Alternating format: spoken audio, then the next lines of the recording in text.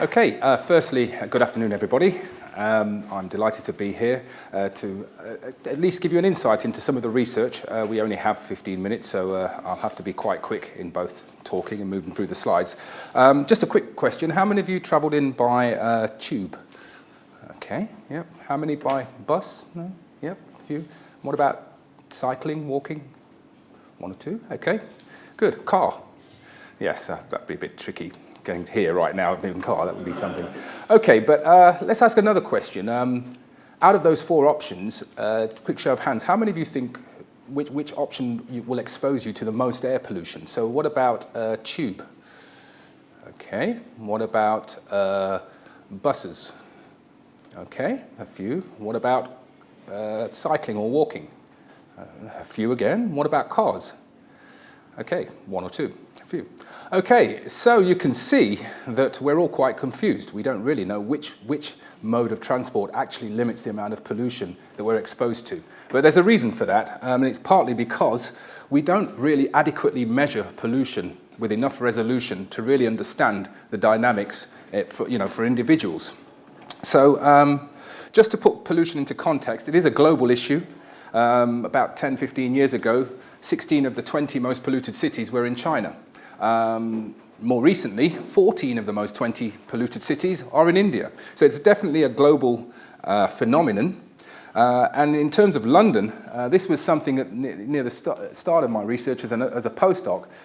This was developed by a model. It's a model of London and the pollution levels. Obviously, red means very, very high. And this is what they hope to be by 2010. Does anybody know what this blob is on the left-hand side, by the way? Heathrow Airport, absolutely. Now, the reality is this didn't improve over that period of time, and it led to a lot of different headlines regarding air pollution, threatenings with fines from the EU, etc. And part of that is because this model was actually built or created based on about 120 sensors to cover about 600 square miles. So there's about 120 fixed air pollution, air quality monitoring sensors throughout London. And you think about that, 120 to cover 600 square miles, about 1 every 5 square miles, is not enough for you to adequately know what the pollution is on your street or even in your local area. So let's just think about pollution, why that might be. Well, first of all, pollution, very rarely can you see it. It's very rare that you see most of the pollutants that we are subjected to. So, for example, you might see a little bit of smog and possibly some aerosols, some particles, if they're big enough. But most of the rest of the pollutants, the sulfur dioxides, nitrogen dioxides, etc., you will not see them. Even these small particulate matter, PM10s and PM2.5s, it basically means the size of them is about either 10 or 2.5 millionths of a meter in diameter. So they're extremely small. And so as a result, we have to find ways of measuring things that you can't actually see. Because if you think of maybe India or China, there's lots of images of the thick smog, so you can clearly see it and there's a problem. But in somewhere like London, you won't necessarily see all that haze.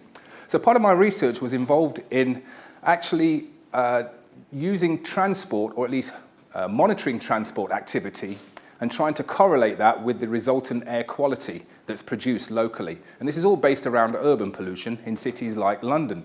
And the main reason for that is because poor air quality, if you sort of follow the flow chart, shows that it will lead to an adverse health effects and ultimately lead to a social impact in terms of health generally, and also an economic impact in terms of the overall burden on the NHS services, for example.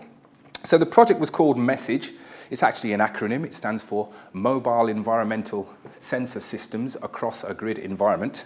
Luckily, it spells message, right? But basically, what it meant was that we would develop sensors that you can place on moving platforms like buses and taxis, cars, etc. And then you would then gather all that data. So effectively, what you create is an ad hoc network of sensors that are moving. And then the idea is to develop the infrastructure that will allow you to gather that information and then use that to interpret in real time what the dynamics are of pollution with much more resolution than you're probably you would get from just modeling a sparse distribution of fixed sensors. I suppose I should mention that it is underpinned by some fundamental science.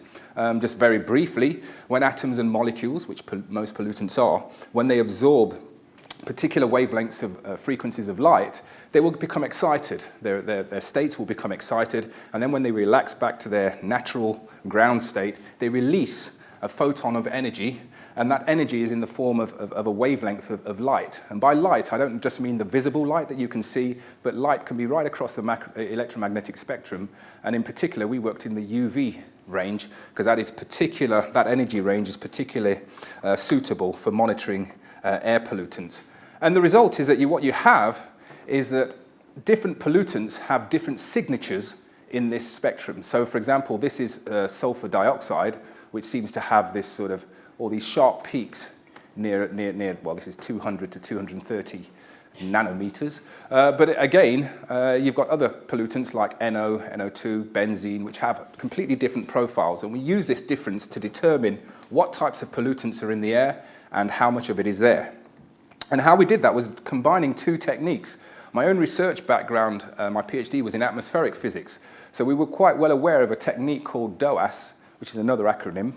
But basically, what it does, it uses the sunlight as the source of light. And as that light travels through the atmosphere, different pollutants will absorb, or different chemicals generally, will absorb different frequencies. And then we basically detect the light at the other end, if you like, and compare that to what you started with.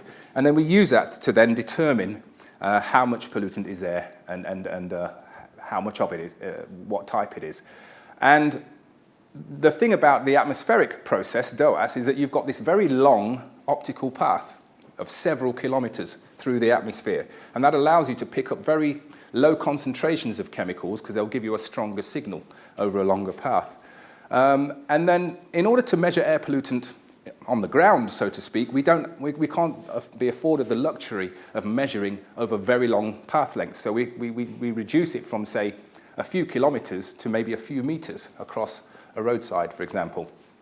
But in order to keep the sensitivity of the instrument, we then combined it with some techniques from high-energy physics, because they go into high particle collisions, trillions of collisions, and they're looking for just a few hundred sort of signals. And so they're really looking for a weak signal in a noisy background. So by using very robust noise reduction techniques, you can actually reduce the amount of noise in your system. And what that means is that your signal-to-noise ratio remains the same as you go from a long path to a short path unit.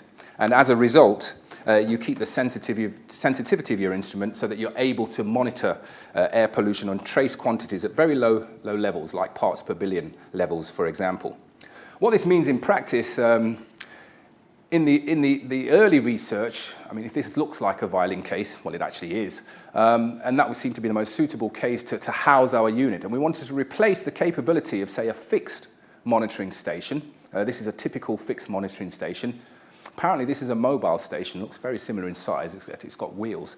But basically, what we wanted to do was then use that same capability, but in a unit that you can carry around, walk around, put it on, cycle in a very sophisticated way, put it to a vehicle, and drive around. And so you can start to map pollutants. I should also mention that there is, before it becomes a sort of a viable product, there is an engineering phase that is involved. So as a scientist, we're quite happy once we can prove the principle that something could work. But an engineer actually makes sure it does work in the environment. So I've got to give credit to the engineers as well. What this means is that you can generate maps. So this is around the campus of Imperial College. That's actually the Royal Albert Hall there. And this is when we did a few circuits around and then actually aggregated the data to get an understanding of where the key pollution sort of levels peak. And you can see they sort of peak at the junctions, which is probably understandable because you've got more traffic in both directions. We've done similar exercises. For example, we put a unit on a longboat and took it all the way from West London right across East London. And again, mapping for different pollutants, and you can see the height represent where the sort of elevated levels are. And this type of visibility, you wouldn't get that level of resolution with the current fixed set of monitoring stations. Another interesting sort of investigation we did, we drove a sensor or a vehicle and monitored pollution from sort of South London all the way through to Earl's Court.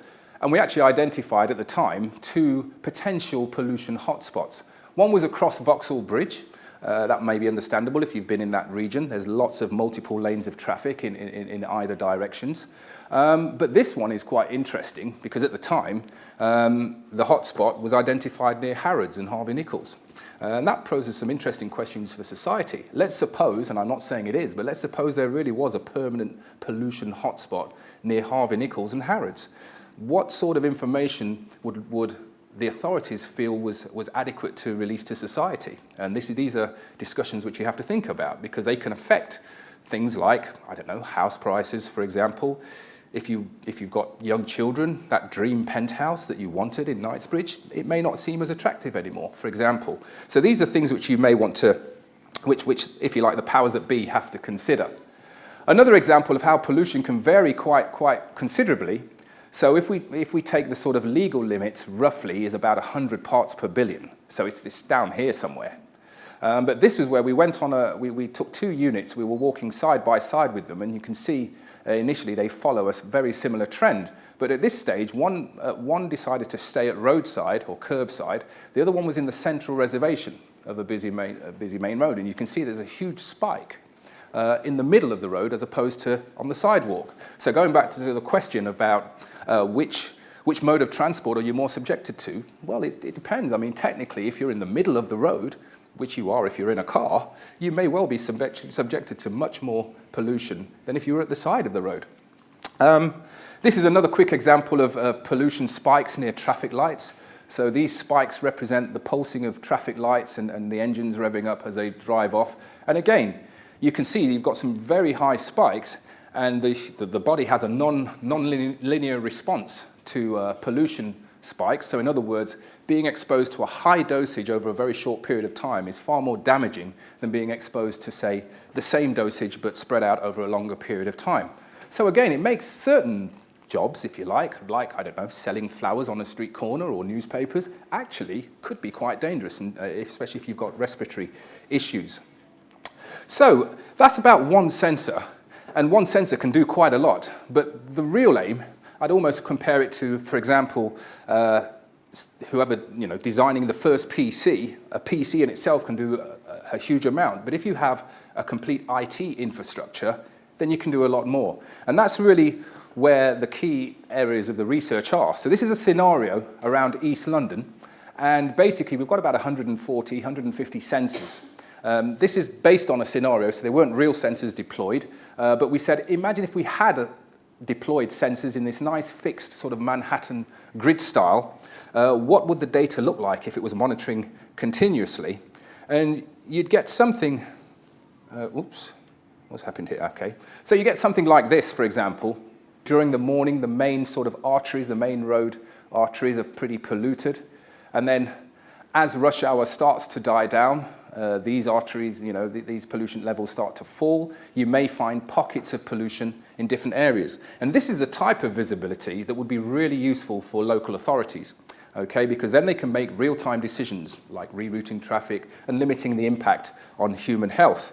And also you could do things like analyze the impact of the school run on the local air quality around the school. In this particular snapshot, it kind of demonstrates that the school run actually does impact on the local pollution. So at 3:30, it's still polluted, and it's outside of rush hour, for example. And so these are the types of details that we really like.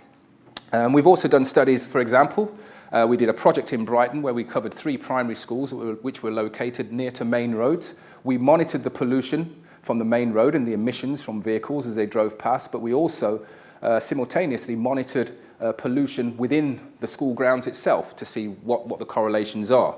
Again, it's no surprise, and it's quite interesting that a few years later we had headlines like this in London, where they now identify that locating schools right next to main roads is probably not the best idea, especially because many young people have respiratory issues. So in terms of the research, the real challenge now is really, well, okay, it's not really realistic to deploy 150 sensors to that level of density in a part of London. But the question is, what happens if we could replace these sensors with maybe fewer moving sensors? And then could we still get the same level of of detail, the same level of interpretation from fewer moving sensors, because that, of course, will be much more cost efficient. So how we approach that, we took the original 140 sensors and then initially said, well, let's assume now that we've got 7 sensors that move in this sort of cyclical cycle, and then look what the data will produce and compare that to what we had originally. And then we make more complicated irregular paths. And then finally we sort of said, well, let's tap into the bus network and assume that we had them fixed to buses so that now the routes are only limited by the bus network. And what you end up with is, this is the original plot that you would have seen from a fixed sort of data, fixed grid of sensors. And this is the data from the mobile sensors. And this is the difference between the two. In other words, it's sort of highlighting what information is missing. And you can see there's very little. So it gives us great hope that we can actually use mobile sensing to actually generate these pollution maps by using intelligent sort of sampling and reconstructing the data with fewer sample points. And that's really where the research has led to at this present day. I should also mention a couple of other benefits of research, one of which is innovation. So in fact, even though we did most of our research based on air quality monitoring, in fact, what we created was a multi-species gas analyzer, like a platform that can analyze lots of different types of chemicals in the air. And so what you find is that different industries may have an interest in different types of chemicals. So, for example, the oil and gas industry, they're quite interested in hydrogen sulfide because it can lead to cracking of pipelines and so on. So again, our units are able to use the same technique and tailor it towards monitoring for hydrogen sulfide. And there's lots of other areas, for example, defense might look for biohazards and so on. So that's one benefit of fundamental research, I would say, is that it can lead to innovation in many different areas. It's a platform technology. And the other benefit, which might be less surprising, is creativity. So in fact, I would argue that if you have a creative pursuit, you could actually use your technical knowledge to enhance what you do creatively. So a personal example, for many years I was a part-time DJ, known as DJ Chemist, fair enough. But the thing that I used to like was remixing. So hopefully maybe you know what a remix is, where you take elements of one track, you take elements of another track and you fuse them together and hopefully create something that sounds fresh and cool and hopefully better than the originals. Now, in order to do that, what you're really doing is combining audio wave files in a particular way and making sure they fit in a certain way. And when a lot of the remixing went digital, I actually realized that I was almost doing the opposite of what I was doing in my research, where we were taking light waves and effectively disentangling them so that we could find out the sort of contributions from all the different chemicals. So you're sort of breaking apart light waves into its separate components, whereas with a remix, you're combining separate components, albeit sound waves. So what it meant in practice, I found that you could really push the envelope in terms of what sort of genres you can fuse together. So I sort of used my technical know-how, if you like, to push and stretch the limits in terms of what sorts of things you can remix. Now, in the interest of time, I can't actually play you anything. However, you can check out DJ Chemist on SoundCloud, and there are plenty of tracks that you can enjoy at your own pleasure. So, just to summarize this particular segment, mobile sensing, it does have the power to really give you the visibility that you need. I mean, a lot of the legal averages are based over hours of data, 24 hours, but of course we breathe in every few seconds. So we want to know much more about the dynamics. Also, whilst you may have the general trend of what the pollution level is in your general area, you actually want to know what you personally are exposed to. And mobile sensing certainly offers that capability. And you can capture most of the trends that you would have captured with a fixed, dense network. And then the other thing is, I suppose, is that in order to change policy, because ultimately you want local authorities to adopt this type of methodology, but they are not going to do that unless effectively they are mandated to do that, because they don't have a spare budget to buy lots of monitoring equipment. And so they are influenced by what the legal requirements are. And the legal requirements, they say it's based on best available technology, but often it lags behind the technological development. And the only thing that moves things forward is often public concern. and so that the policymakers, or politicians if you like, actually start to take note. So I would bear that in mind. And then on a personal level, my only research interests, for any of the youngsters amongst us who were maybe thinking of going in a career in research, I started off as an undergraduate chemist, and then I did a PhD in physics, and then in terms of research, pretty much nowadays it's more maths and computing and modelling of sensors and not so much on the instrumentation. So research is a really good career to sort of evolve into many different fields. And then finally, I'd say to tackle global challenges like air pollution, you actually need elements of what I've called three things, conveniently condensed into an acronym, ICE, which is innovation, creativity, and enterprise. And if you combine those in the right way, then I think we can tackle most global challenges. And it also means that there's always something for somebody to get involved in. So, thank you for listening. And yes, any questions, I'm happy to field them.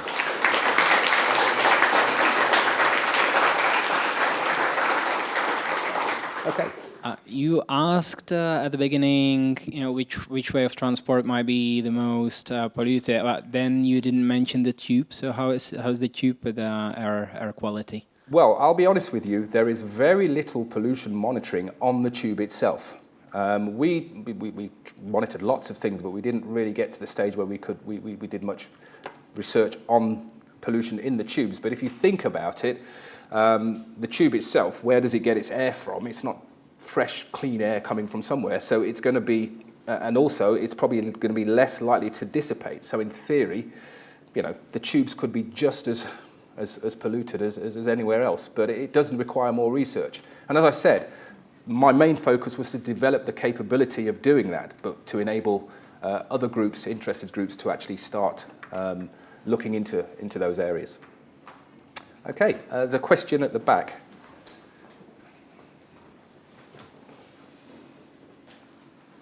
Comment and a question. My comment is my group in Cambridge, we actually have a SoundCloud song called Super Photons. Excellent. So I think other people also do music. And my question is, how long does it actually take, or do you actually get your research implemented into policies? Right, well, so in terms of, and it's a good question, I think the short answer is it takes a long time to change legislation, even if you have the technology and you prove that it can work. So part of my research involved commercializing the technology. So I'm co-founder of a business technology business called Duvas Technologies. And at that time, when it was first formed, probably nearly 10 years ago, I was tasked as the business development, and I spoke to lots of local authorities and interested parties, both home and abroad. And what I found is that local authorities, whilst they buy into the vision, and those on the ground in the environmental section would love to have this equipment, whenever it came to applying for budgets and so on, and applying for funding, the message would be, well, we're not mandated to do it. So, apart from it's a nice thing to do, there's nothing more that forces local authorities to start prioritizing these areas. So the way how it works, you have to influence the air quality expert group, and then they hopefully will influence the legislators who will then change policy. But what really makes a big difference is when there is an increase in level of public concern. And that has happened over the years. When I started this pollution research 10 to 15 years ago, it really wasn't something that captured the public's sort of, I wouldn't say imagination, because that makes it sound grand, but it didn't really capture the public in the way that it does now. Now, if you go on Google and put air pollution in the news, you will see lots and lots of different types of articles. So I'm hoping that legislation will now finally catch up with technology, and maybe the business will sell a few units. Luckily, as I said, it's a global phenomenon, so there is lots of uptake in other parts of the world where perhaps it's not so bureaucratic, for example. Okay. Yeah, there's a question there. When you were comparing your static sensors with your mobile ones, you did different pathways. Did you find like an optimum pathway? Absolutely. Yeah, it's a good question. So when we was looking at the different scenarios for the moving sensors, what we was trying to establish, so we took, if you like, the fixed grid as our standard to say this is ideally the type of information we would like to see. But then we generated new sets based on moving sensors and saying, well, what would they measure if they were moving in a particular way? And what we found was that, in fact, an ad hoc network, you lose very little of the key information. However, it is always useful to supplement that with a small number of fixed stations. So in fact, the current existing monitoring stations, we're not sort of advocating we replace them. It's just that we can now augment what we already know and also validate often what the models predict by actually being able to measure much more specifically in terms of time and space. Okay, I think there's a question there. Thank you. I was wondering what's the current cost of a mobile sensor, and are there any plans to make them more affordable? Right, okay. So the current, I can't say the current cost, but the units that we developed are of the order of several £1,000s each.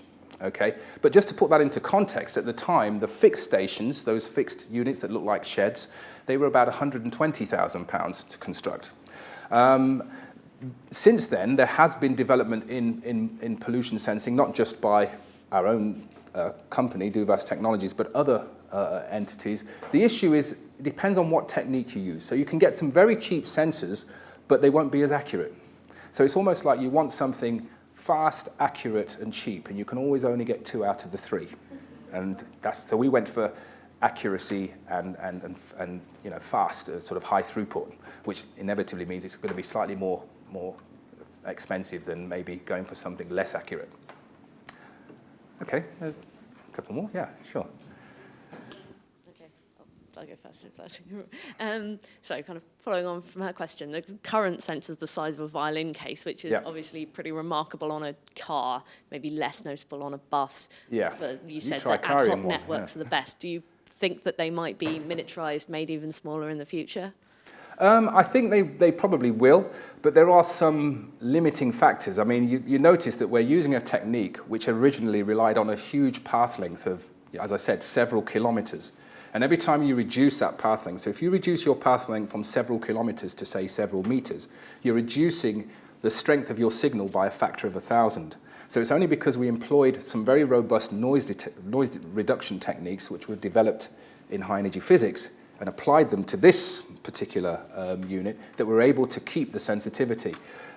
So the limits are that if you go to shorter and shorter paths using an optical technique, then in fact you're going to lose the sensitivity. And because you're monitoring pollution, unless it's extremely high, you want to monitor ambient levels as well as when they, you know, exceed. So I think they will get smaller. Technology always tries to make things smaller and faster, but I don't think it's just simply a case of, you know, as chips get smaller, the units themselves will get smaller, because there are some hard limits in terms of the setup. You can use other techniques, as I said, chemical techniques, for example, but then the problem with them is that they have to be stationary for several minutes before you can start measuring. So therefore, having a chemical measuring technique on the move means that it's never stationary, which means it wouldn't be accurate again. So there are these trade-offs, but I believe they will get smaller, and ultimately, you know, the dream would be that, you know, all of us would have one somewhere, either on our phone as a sensor or something you could wear,